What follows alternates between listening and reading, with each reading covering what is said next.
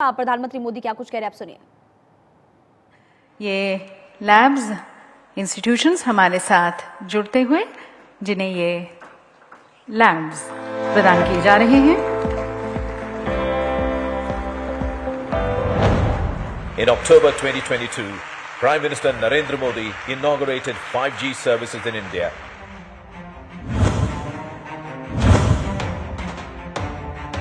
And impressed upon the potential of 5G that can transform the lives of the common man by enabling innovations in diverse socio-economic spheres.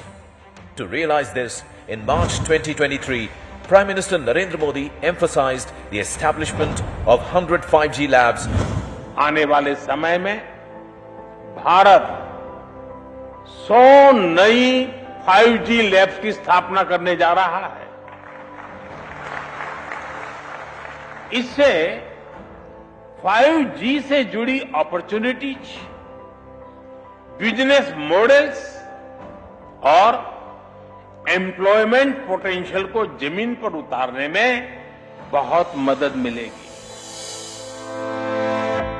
PM's announcement is now a reality, wherein 100 institutions have been selected for the award of 5G labs, which consists of compact 5G network and use case devices such as drone, AR/VR headset, startup testing kit to develop use case applications related to education, health, agriculture and other sectors.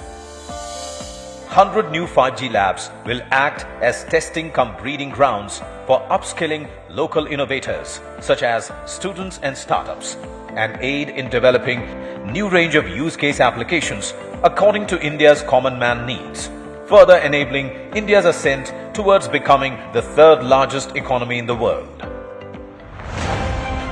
Now, in the presence of Honorable Prime Minister, 5G labs are being awarded to 100 institutions in Andhra Pradesh, Arunachal Pradesh, Assam, Bihar, Chandigarh, Chhattisgarh, Delhi, Goa, Gujarat, Haryana, Himachal Pradesh, Jammu and Kashmir, Jharkhand, Karnataka, Kerala, Madhya Pradesh, Maharashtra, Manipur, Meghalaya, Mizoram, Nagaland, Odisha, Puducherry, Punjab, Rajasthan, Sikkim, Tamil Nadu, Telangana, Tripura, Uttar Pradesh, Uttarakhand, West Bengal. With these labs, India will be a front runner in designing, developing and deploying 5G and 6G technologies. Jai Hind. तो सभी institutions को बहुत-बहुत बधाई। And ladies and gentlemen, in a world which is continuously looking for more sustainable and innovative solutions, India, under the leadership of Honorable Prime Minister Modi, is stepping up to provide answers and solutions to these global challenges. And again, it is not just about Make in India or Make for India, but it is about providing solutions which the whole world can embrace. माननीय प्रधानमंत्री जी के नेतृत्व में भारत का digital transformation वैश्विक समाधान प्रदान करता है, एक ऐसे भविष्य को आकार देता है जहां पर प्रौद्योगिकी वैश्विक भलाई के लिए एक ताकत के रूप में कार्य करती है, जहां वे समाजों का उत्थान करती है, विभाजन को पाटती है और वैश्विक स्तर पर नवाचार को बढ़ावा देती है। And today, ladies and gentlemen, we have the distinct honor and privilege of listening to a global visionary leader for whom the whole world is one big family. We invite his views and guidance on the theme of global digital innovation. तो भारतीय mobile Congress में प्रधानमंत्री मोदी इस वक्त मौजूद है। आपसे कुछ देर में उनका संबोधन होगा, आपको वापस यहाँ पर ले चलेंगे, लेकिन तमिलनाडु के सीएम स्टालिन इस वक्त क्या कुछ कह रहे हैं, आप सुनिए। चलिए एक बार फिर से आपको लिए चलते हैं, प्रधानमंत्री मोदी क्या कुछ कह रहे हैं, आप सुनिए। For his inaugural address.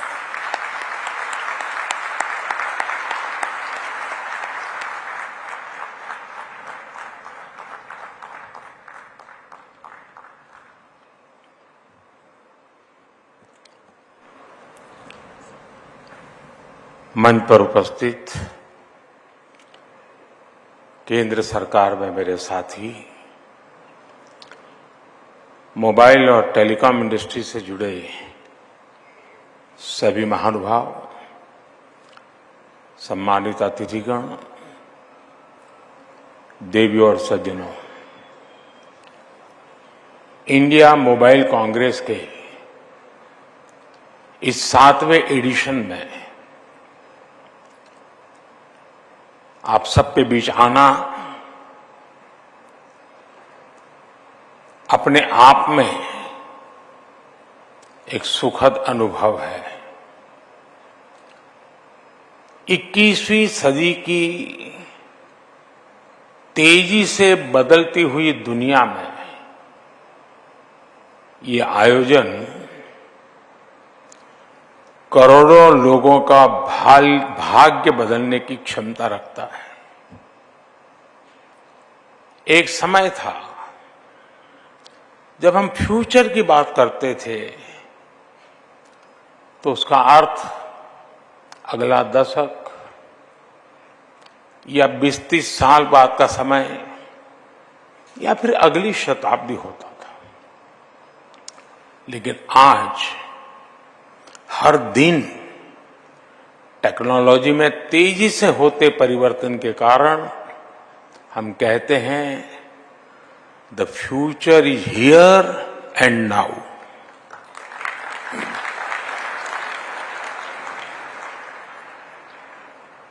अभी कुछ मिनट पहले मैंने यहां एग्जीबिशन में लगे कुछ स्टॉल्स देखे। इस एग्जीबिशन में मैंने उसी फ्यूचर की झलक देखी, चाहे टेलीकॉम हो, टेक्नोलॉजी हो या फिर कनेक्टिविटी, चाहे 6G हो, AI हो, साइबर सिक्योरिटी हो, सेमीकंडक्टर्स हो, ड्रोन या स्पेस सेक्टर हो, डीप सी हो, ग्रीन टेक हो या फिर दूसरे सेक्टर्स।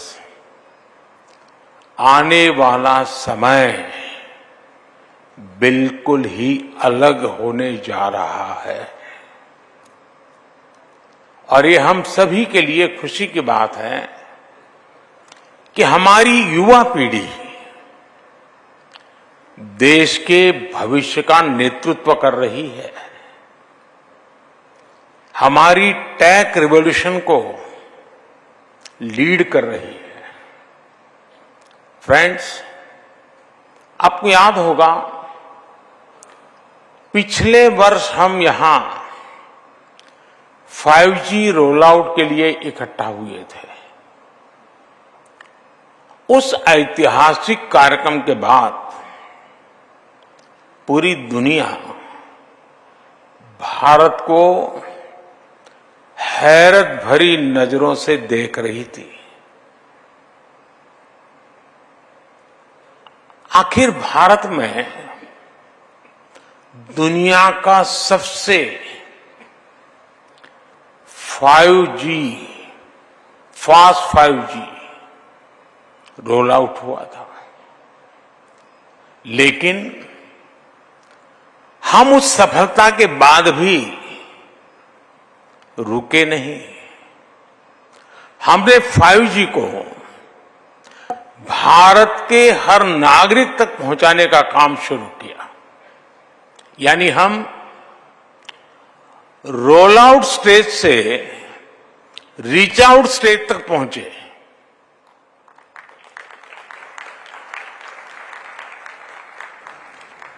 साथियों, 5G लॉन्च के 1 साल के भीतर ही भारत में करीब 4 लाख 5G बेस स्टेशंस बन गए हैं।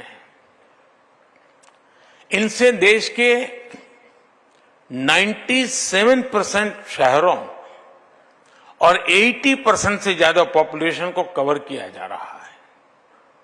भारत में पिछले 1 वर्ष में मीडियन मोबाइल ब्रॉडबैंड उसकी स्पीड करीब 3 गुना बढ़ गई है। मोबाइल ब्रॉडबैंड स्पीड के मामले में भारत एक समय था 118 से हम वहां पर अटके पड़े थे, आज 43rd पोजीशन पर पहुंच गए हैं।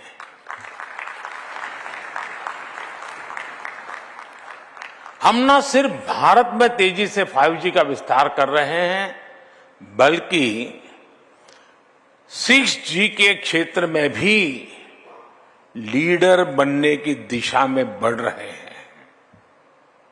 हमारे यहां 2G के समय क्या हुआ था, शायद नई पीढ़ी को पता नहीं होगा, लेकिन मैं इसका वर्णन नहीं करूंगा, वरना शायद मीडिया वाले उसी बात को पकड़ेंगे और किसी चीज को बताएंगे नहीं।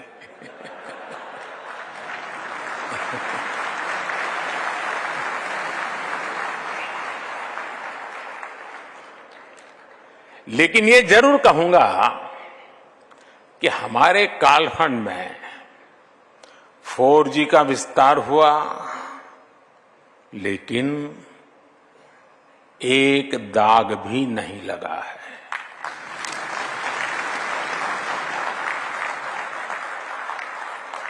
मुझे विश्वास है कब 6G में भारत दुनिया को लीड करेगा।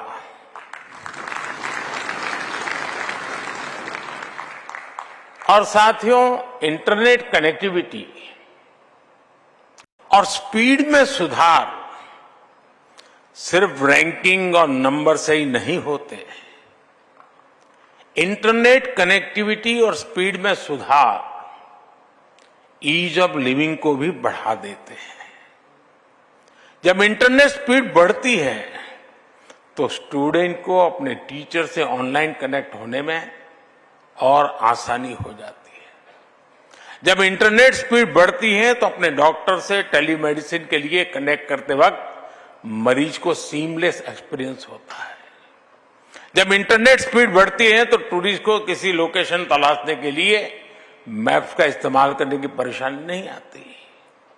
जब इंटरनेट स्पीड बढ़ती है तो किसान और आसानी से खेती की नई तकनीक को सीख पाता है, समझ पाता है। कनेक्टिविटी की स्पीड और अवेलेबिलिटी सोशल और इकोनॉमिक दोनों ही रूप से बड़ा परिवर्तन करते हैं। साथियों, हम हर क्षेत्र में पावर ऑफ डेमोक्रेटाइजेशन पर विश्वास करते हैं। भारत में विकास का लाभ हर वर्ग, हर क्षेत्र तक पहुंचे।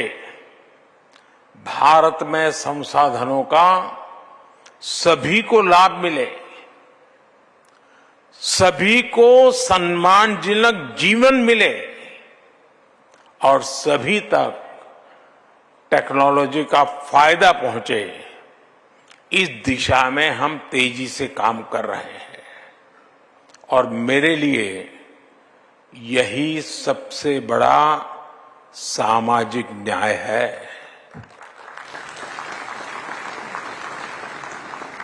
नागरिकों के लिए access to capital, access to resources and access to technology हमारी सरकार की प्राथमिकता है। चाहे वो मुद्रा योजना के तहत कोलेटरल फ्री लोन्स की बात हो, या स्वच्छ भारत के टॉयलेट्स की, या जेम ट्रिनिटी से होने वाले डायरेक्ट बेनिफिट ट्रांसफर की, इन सभी में एक बात कॉमन है। ये देश के सामान्य नागरिक को वो अधिकार दिला रहे हैं जो उसे पहले मिलने मुश्किल थे। और निश्चित तौर पर इसमें टेलीकॉम टेक्नोलॉजी ने बड़ी भूमिका निभाई है। भारत नेट प्रोजेक्ट ने अब तक करीब 2 लाख ग्राम पंचायतों को ब्रॉडबैंड कनेक्टिविटी से जोड़ा है। हमारी अटल टिंकरिंग लैब्स के पीछे भी यही थॉट है। 10,000 लैब्स के जरिए हम करीब 75 लाख बच्चों को कटिंग एज टेक्नोलॉजी से जोड़ पाए हैं। मुझे विश्वास है कि एकेडमिक इंस्टीट्यूशंस में 100 5G यूज केस लैब्स शुरू होने के आज के अभियान से भी ऐसा ही एक व्याप बढ़ने वाला है। नई पीढ़ी को जोड़ने का एक बहुत बड़ा इनिशिएटिव है ये। किसी भी क्षेत्र से हमारे युवा जितना अधिक जुड़ेंगे, उस क्षेत्र के विकास की संभावना और उस व्यक्ति के विकास की संभावना उतनी ही अधिक होगी। ये लैब्स भारत के युवाओं को बड़े सपने देखने और उन्हें हासिल करने का विश्वास जगाती है। और मुझे पूरा भरोसा है कि हमारे युवा अपनी एनर्जी, अपने एंथुजियाज्म और अपनी स्पिरिट ऑफ एंटरप्राइज से मैं पक्का मानता हूं आपको सरप्राइज कर सकते हैं। कई बार वो किसी पर्टिकुलर टेक्नोलॉजी से ऐसे ऐसे काम करेंगे जिनके बारे में उस टेक्नोलॉजी को बनाने वालों ने भी नहीं सोचा होगा। इसलिए मैं अभी कुछ दिन पहले एक वीडियो देख रहा था। हमारे देश के लोगों की सोच कैसी है, और ड्रोन का ये भी उपयोग हो सकता है। हनुमान जी को इस रामायण के जो मंचन हो रहा था ना, तो हनुमान जी को जड़ी बूटी लेने के लिए जाना था, तो उन्होंने ड्रोन पर हनुमान जी को भेजा।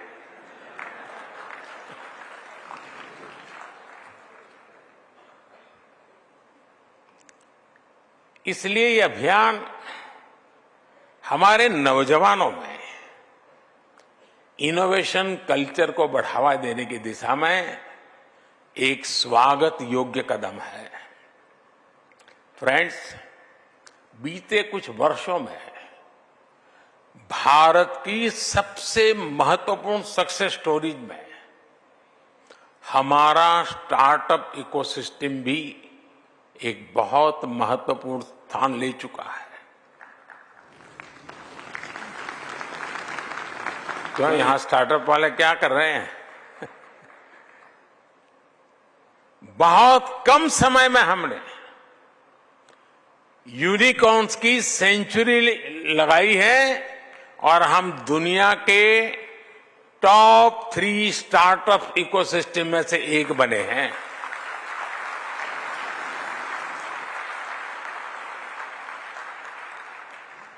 2014 में हमारे पास, मैं 2014 क्यों कह रहा हूं पता है ना?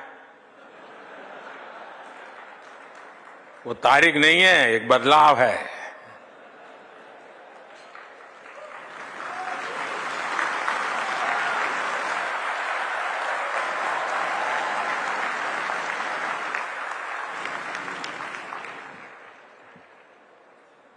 2014 के पहले भारत के पास कुछ 100 स्टार्टअप थे, कुछ 100, लेकिन अब ये संख्या 1 लाख के आसपास पहुंच गई है।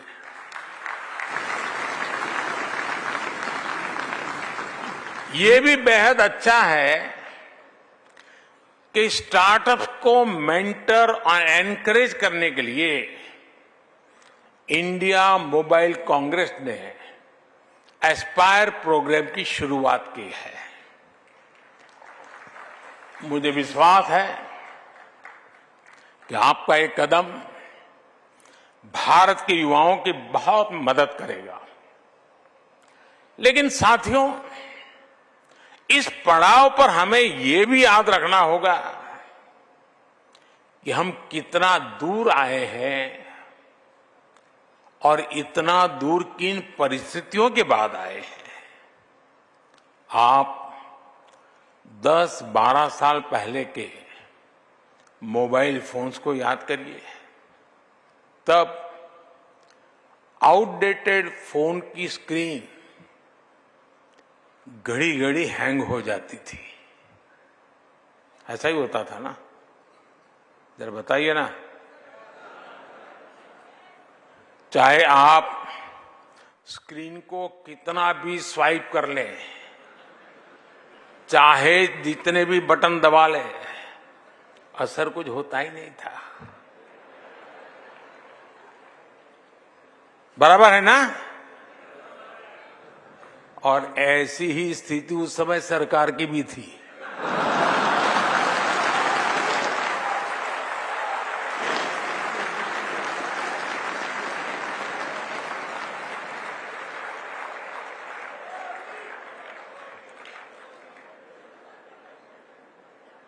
उस समय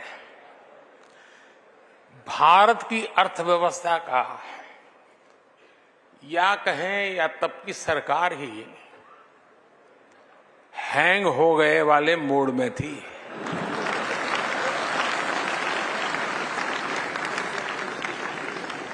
और हालत तो इतना बिगड़ चुका था, रीस्टार्ट करने से कोई फायदा नहीं था। बैटरी चार्ज करने से भी फायदा नहीं था, बैटरी बदलने से भी फायदा नहीं था। 2014 में लोगों ने ऐसे आउटडेटेड फोन को छोड़ दिया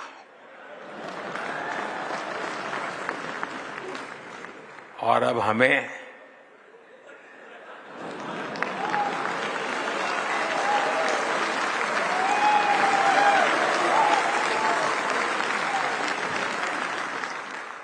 सेवा करने का अवसर दिया। इस बदलाव से क्या हुआ वो भी साफ दिखता है। उस समय हम मोबाइल फोन्स के इंपोर्टर थे, आज हम मोबाइल फोन के एक्सपोर्टर है।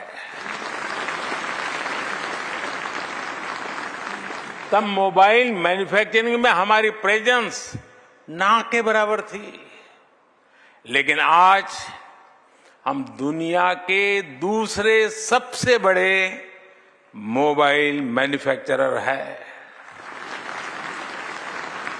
तब इलेक्ट्रॉनिक मैन्युफैक्चरिंग के लिए कोई क्लियर विजन नहीं था। आज हम इलेक्ट्रॉनिक मैन्युफैक्चरिंग में करीब 2 लाख करोड़ रुपए का एक्सपोर्ट कर रहे हैं। आपने देखा है कि गूगल ने भी हाल ही में ये घोषणा की है कि वो अपने पिक्सल फोन्स भारत में बनाएगा। सैमसंग के फोल्ड 5 और एप्पल के आईफोन 15 पहले ही भारत में बनना शुरू हो गया है। आज हम सबको इस पर गर्व है कि पूरी दुनिया मेड इन इंडिया फोन्स का इस्तेमाल कर रही है। साथियों, आज जरूरत है कि हम मोबाइल और इलेक्ट्रॉनिक मैन्युफैक्चरिंग में अपनी सफलता को और आगे बढ़ाएं। टेक इकोसिस्टम में हार्डवेयर और सॉफ्टवेयर दोनों की सफलता के लिए जरूरी है कि हम भारत में स्ट्रांग सेमीकंडक्टर मैन्युफैक्चरिंग सेक्टर का निर्माण करें। सेमीकंडक्टर्स के डेवलपमेंट के लिए सरकार ने पहले ही करीब 80,000 करोड़ रुपीस की पीएलआई स्कीम चलाई है।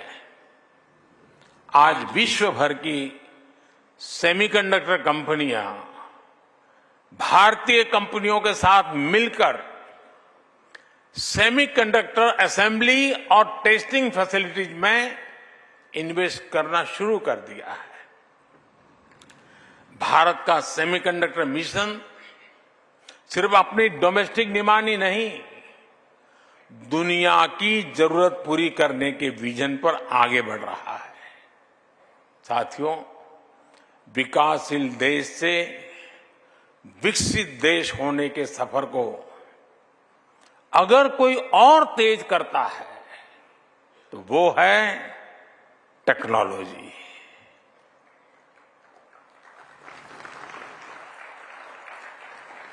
हम देश के विकास के लिए जितना ज्यादा टेक्नोलॉजी का इस्तेमाल करेंगे, उतना ही विकसित होने की दिशा में आगे बढ़ेंगे। डिजिटल टेक्नोलॉजी में हम ऐसा होता हुआ देख रहे हैं जहां भारत किसी भी विकसित देश से पीछे नहीं है। ऐसे ही हर सेक्टर में बदलाव लाने के लिए हम उसे टेक्नोलॉजी से जोड़ रहे हैं। हम सेक्टर्स के हिसाब से अलग अलग प्लेटफॉर्म्स बना रहे हैं। लॉजिस्टिक्स के लिए पीएम गति शक्ति national master plan, health care के लिए national health mission, agriculture sector के लिए एग्री स्टैक, ऐसे अनेक प्लेटफॉर्म बनाए गए हैं। साइंटिफिक रिसर्च क्वांटम मिशन और नेशनल रिसर्च फाउंडेशन में भी सरकार बड़े पैमाने पर इन्वेस्ट कर रही है। हम indigenous design and technology development को भी लगातार प्रमोट कर रहे हैं। मुझे जानकर भी खुशी हुई कि इंटरनेशनल टेलीकॉम यूनियन और इंडिया मोबाइल कांग्रेस साथ मिलकर इनोवेशन एंड एंटरप्रेन्योरशिप फॉर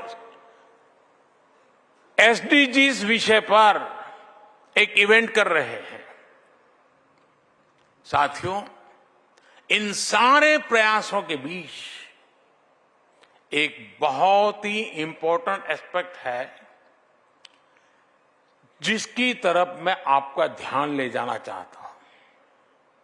ये एस्पेक्ट है साइबर सिक्योरिटी और सिक्योरिटी ऑफ नेटवर्क इंफ्रास्ट्रक्चर का।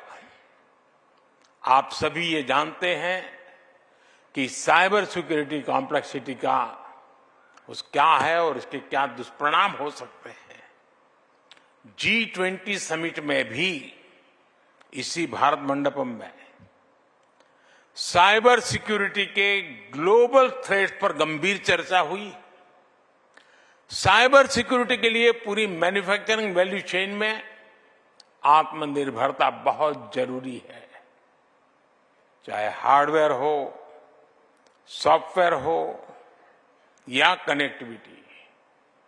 जब हमारी वैल्यू चेन का सब कुछ हमारे नेशनल डोमेन में होगा तो हमें इसे सिक्योर रखने में भी आसानी होगी। इसलिए आज इस मोबाइल कांग्रेस में ये चर्चा भी आवश्यक है कि हम ट्रबल मेकर से दुनिया की डेमोक्रेटिक सोसाइटी को कैसे सुरक्षित बनाएं। साथियों, लंबे वक्त तक भारत ने टेक्नोलॉजी की कई बसेस मिस कर दी है।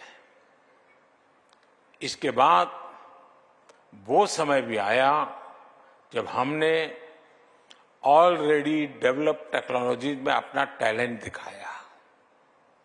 हमें हमारी आईटी सर्विस इंडस्ट्री के उसने भी उसको अभी बढ़ाने के लिए भरपूर प्रयास हुआ है। लेकिन अब 21वीं सदी का ये कालखंड भारत की थॉट लीडरशिप का समय है और मैं यहां बैठे हुए सबको और ये जो 100 लैब्स के उद्घाटन में बैठे हुए नौजवानों को कह रहा हूं और विश्वास कीजिए दोस्तों, जब मैं कोई बात कहता हूं तो गारंटी से कम नहीं होती है।